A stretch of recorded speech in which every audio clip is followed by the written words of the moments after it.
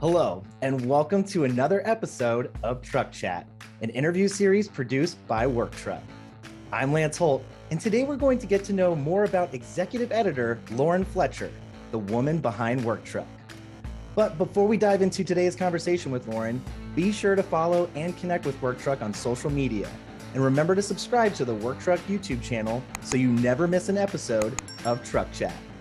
Truck Chat is also available on all major podcast platforms, so you can listen on the go. All right, let's get chatting.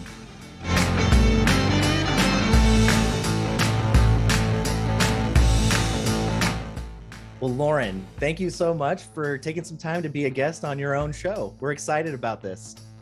I'm excited about it as well. It's definitely weird to be on this side of it, but I'm looking forward to it. Well, I think it's going to be a great opportunity for your readers to get to know the woman behind Work Truck, the person that makes it all go. So let's just jump right into it. So you've been in this industry for a long time now. I don't know if your readers would know. I think you've been 15 years, correct? Yep. So how did you get your start in the world of publishing? You know, you've had a lot of experience now, but how far back does it go? Where did it start? So, completely on accident. Out of high school, I got my first job working at a music store. I was a musician. I play flute, clarinet, piano, among other instruments. So I worked in their band and orchestra department. After the store closed down, I ended up getting a job at a music publishing company. I started in customer service and eventually worked my way up to handling textbook adoptions and author events. So I have been working in the publishing industry since I was 18, and I'll just keep it at that. Well, that is quite different from the world of Fleet. So what how did you get involved in the journalism of Fleet? Where did that transition from that really interesting background of music to where you are now with Fleet? Again, completely on accident. I decided I needed to take a break and do something that was going to let me go back to school. With my publishing experience, I ended up getting a job with Bobbitt as an administrative assistant in the Fleet Group. But I can't stand still, and I love writing and reading. My dad was an old car mechanic and took me to all the hot rod shows growing up. So I knew the ins and outs of trucks and engines. So I took a couple classes on feature writing and news reporting, and I became an assistant editor with the Fleet Group. I worked on automotive fleet, government fleet, fleet financials, work truck since the first day the issue went out. And over 15 years after taking some classes, I worked my way up to the executive editor. And what was supposed to be a break, I guess, turned into a lifelong passion. Hey, I mean, I feel like that's probably most of life, great things happening by accident. So that's awesome though to hear. But you know, I think one thing we would like to know is now with all of this experience and over a decade and a half in the industry, what's your favorite part about the work truck industry? I'd have to say it's twofold. People is probably my absolute number one thing. I absolutely love talking with all of the different people from drivers to fleet managers to people working behind the scenes. The people in this industry are amazing. It has been one of the most welcoming environments that I've ever been in. The lifelong friends that you make from the first show you ever went to, I'm still friends with them today. So the people are amazing, and I think the second part of it is the trucks. I love trucks, and I think they are absolutely fascinating. They're such a crucial part of everything that we have in our world, getting our groceries, the stuff that we buy, construction. Trucks are involved, and they're neat. They're fun to drive, and they're just so much technology and innovation goes into it that I think that it's just fascinating. Always something to learn. So, yeah, the people and trucks. Definitely the lifeblood of a lot of American business for sure. Mm-hmm. And very similarly related, what are some of your favorite topics to cover in the work truck industry? People, again, we've got a Faces of Fleet series that I've been doing with Truck Chat, and it's become one of my absolute favorite things to do. I never really thought I'd be enjoying being on camera, but having these opportunities to talk to people and to tell their stories has just been absolutely incredible.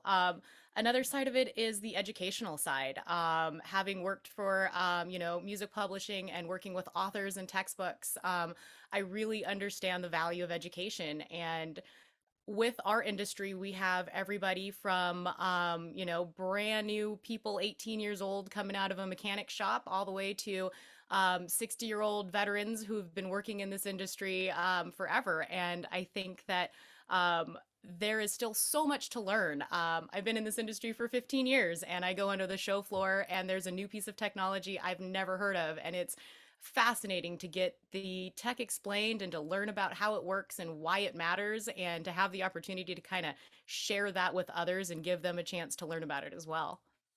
Absolutely. And just to get a little bit more personal, again, to get to know the woman behind Work Truck, what do you do in your free time? What is Lauren like outside of the work truck industry? Well, I read a lot. Definitely an avid reader. I am a mom to a fantastic, almost 7-year-old daughter named Piper. She is the light of my life. And then outside of that, you might be surprised to know I am involved in circus arts. I do aerial arts. It's the ropes or silks that you see hanging from the ceiling when you go to the circus. I've been doing that for about 8 years now, performing and teaching kids and adults, and it's become one of my absolute favorite things to do. It's been a great workout, a lot of lessons learned in patience and progress and celebrating your small goals, as well as kind of helping you gain confidence to get in front of people. I think that that's one of the things that's really helped me do a lot of what I do in this job today, especially sitting here in front of a camera. Before I did my aerial and got in front of people to perform, I don't know if I would have been as comfortable speaking or talking to people. So it's definitely helped me become a lot about who I am, become more confident in myself, and find the fact that there's a lot of interesting things that people have going on in their lives outside of their day jobs. Well, that's definitely one of the more interesting things I've ever learned about somebody, and I'm thankful enough to know you and know that about you. Um, so yeah, that's incredible. And just to kind of tie this all up in a nice bow, what are some of the things you're looking toward in the future for the work truck industry? What are some of your goals for the work truck brand looking forward? Hitting the road the last couple of years has been absolutely crazy. And I think that it's shown a lot of resilience, though.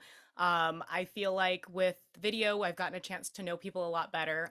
So we're going to continue to meet all the people, both on the road and through these videos. I really want to continue to grow our video series.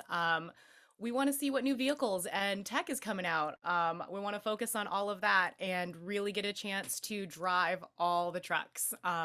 Get behind the wheel, let everybody know what's going on, and just continue to share all of the information about the people and the problems and the matters that's going on that matters to our readers.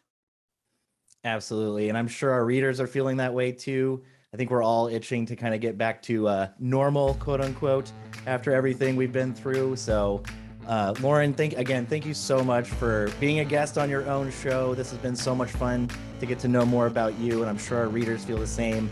I think we also want to know from our readers, what are y'all looking forward to in the future for the work truck industry? Let us know in the comments below. Again, remember to follow and connect with Work Truck on social media and subscribe to the Work Truck YouTube channel so you don't miss future episodes of Truck Chat.